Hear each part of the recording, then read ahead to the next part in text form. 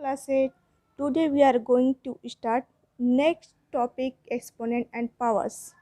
As you have learnt in previous classes that if we multiply an integer by itself again and again, then it can be written in a short form in the exponential or power notation. पिछले classes में आप लोगों ने पढ़ रखा है कि यदि हम किसी भी इंटीजर्स का उसी में बार बार मल्टीप्लाई करते हैं तो उसे हम एक्सपोनेंशियल नोटेशन के रूप में रिप्रेजेंट करते हैं। एक्सपोनेंशियल नोटेशन क्या होता है देखें, जैसे x to the power m, या फिर इसे हम ऐसे पढ़ सकते हैं x raise to the power of m। देखें एग्जाम्पल के -2 का मल्टीप्लाई कई बार किया गया है।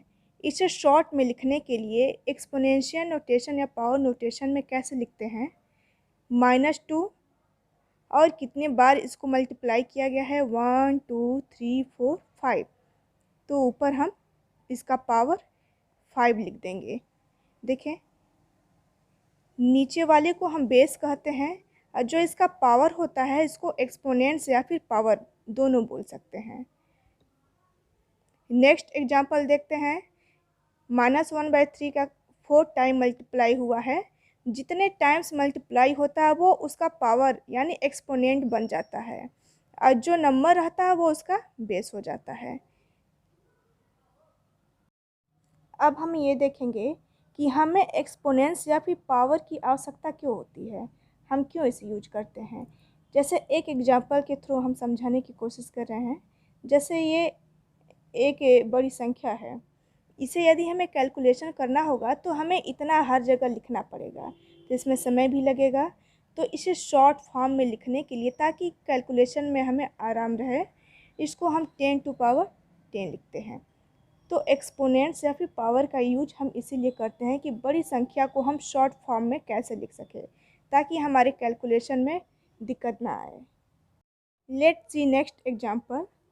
यदि किसी के पावर पे 5 लिखा हुआ है तो इसका ये मतलब कि उस संख्या को हम 5 टाइम मल्टीप्लाई करेंगे। जैसे इसे देख लीजिए,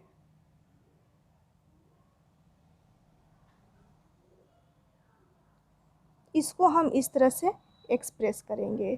तो आई थिंक मुझे लगता है कि आप लोगों को ये कॉन्सेप्ट एक्सपोनेंट्स एंड पावर का समझ में आ गया होगा। अब इसके बाद हम इसके आगे के कुछ लाभ पढ़ेंगे। नेक्स्ट टॉपिक देखेंगे, zero and negative integral exponent. यदि हम किसी भी इंटीजर्स का पावर 0 रखते हैं तो उसका मान हमेशा 1 आता है, चाहे इसका बेस कितना भी बड़ा हो या फिर छोटा हो, लेकिन हमेशा उसका मान 1 आएगा जब इसका पावर 0 होगा। एग्जाम्पल देख लीजिए, ये इसका पावर 0 है तो ये सब 1 आएगा। ये देखें यदि पावर नेगेटिव है तो क्या करेंगे, यदि तो हम इसे ऐसे लिखते हैं और ये इसका रेसिप्रोकल हो जाता है, जैसे b/a हो जाता है और ये पावर जो है पॉजिटिव हो जाती है। एक एग्जाम्पल हम देखेंगे, यदि ये है तो इसको हम डायरेक्ट ऐसे लिख सकते हैं 2 टू पावर प्लस हो जाएगा, नेगेटिव हट जाएगा, ये न्यूमरेटर डिनोमिनेटर में हो जाता है, डिनोमिनेटर न्यूमरेटर में। नेक्स्ट अब हम पढ़ेंगे लॉज ऑफ एक्सपोनेंट्स। इसके अकॉर्डिंग फर्स्ट लॉ देखें, यदि हम दो रेशनल नंबर को मल्टीप्लाई करते हैं और उनका पावर डिफरेंट है, बेस इक्वल है और पावर डिफरेंट है, तो इस सिचुएशन में बेस ऐसे ही लिख देंगे और पावर्स का एडिशन हो जाएगा। एग्जाम्पल में देखते हैं, दो रेशनल नंबर हैं 9/11, 9/11, दोनों का बेस सेम है बट पावर्स डिफरेंट हैं, तो दोनों पावर का यहाँ ऐड कर दिया गया है, 9/11 टू पावर -9, और इसका अब रेसिप्रोकल कर देंगे। ऐसे भी लिख सकते हैं या फिर हम ऐसे रेसिप्रोकल में अभी जस्ट इसके पहले बताए थे उल्टा हो जाएगा, तो 11/9 और ये जो माइनस साइन है वो हट जाता है, नेगेटिव पॉजिटिव में कन्वर्ट हो जाती है। नेक्स्ट लॉ देखेंगे, सेकेंड लॉ के अकॉर्डिंग यदि हम किसी भी रैशनल नंबर के पावर के ऊपर पावर यानी पावर का पावर हो तो उसका मल्टीप्लाई हो जाता है। देखें, m multiply by n, mn। Example से समझते हैं। -3/5 to power -2 to power 3। Power के पावर है तो क्या हो जाएगा, इन दोनों का मल्टीप्लाई हो जाएगा। ये मल्टीप्लाई हो गया, बेस सेम ऐसे ही रहेगा। तो इस तरह से -3/5 टू पावर -6 आंसर आ गया। हम आंसर यहीं पर स्टॉप कर सकते हैं या फिर इसके 2 पॉइंट और आगे बढ़ सकते हैं। देखें, हमें पता है जब पावर नेगेटिव होता है तो क्या होता है, ये रैशनल नंबर जो है रेसिप्रोकल हो जाती है। तो इस तरह से -5/3 टू पावर 6 हो गया और इस तरह से पावर हमारा पॉजिटिव हो गया। एक स्टेप और यदि देखें, आप जानते होंगे पिछले क्लासेस में पढ़ चुके हैं, यदि किसी भी नेगेटिव इंटीजर या फिर रेशनल नंबर का पावर इवन होता है तो उसकी वैल्यू हमेशा पॉजिटिव आती है। तो ये माइनस है और इसका पावर इवन है, 6 इवन है। तो इस तरह से इसका जो भी मान आएगा वो पॉजिटिव में आएगा। तो इस तरह से हम पावर हटा देते हैं, सॉरी नेगेटिव हम हटा देते हैं, इसे पॉजिटिव में लिख देते हैं। ये इसका फाइनल आंसर हुआ। यहाँ तक भी हम स्टॉप कर सकते हैं और यहाँ भी। थर्ड लॉ देखेंगे, यदि दो रेशनल नंबर्स के बेस इक्वल नहीं है और पावर्स इक्वल हैं तो ऐसे कंडीशन में बेस का मल्टीप्लिकेशन हो जाता है और पावर्स सेम है तो पावर ऐसे लिख दिया जाता है। एग्जाम्पल देखें। देखिए, इस एग्जाम्पल में इनके पावर्स इक्वल हैं और बेस अनइक्वल हैं तो इन दोनों का मल्टीप्लाई हो जाएगा। यहाँ पावर लिख दिया गया है, 11 11 से कैंसिल, 7 7 से कैंसिल हो जाएगा।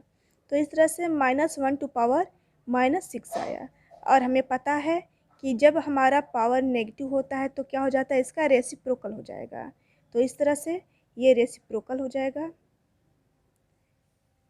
1 टू पावर 6 और ये 1।